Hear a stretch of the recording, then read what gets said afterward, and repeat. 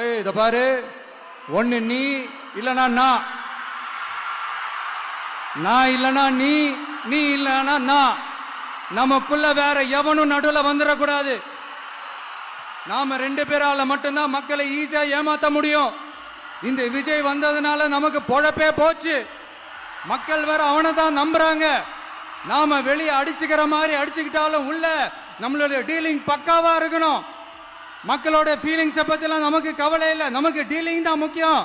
மாத்தி மாத்தி ஆட்சிக்கு வந்துடலாம்னு நினைச்சோம், ஆனா அது நடக்காது போல் இருக்கு. அதனால நீ என்ன பண்ற, எஸ்ஓபின்னு போட்டு ஒரு பக்கம் அவனை தடுத்துரு, இன்னொரு பக்கம் அவன் மேல பழி போட்டு நானும் தடுத்துறேன். என்ன ஓகேவா? டீலிங் ஓகேவா? ஓவர்.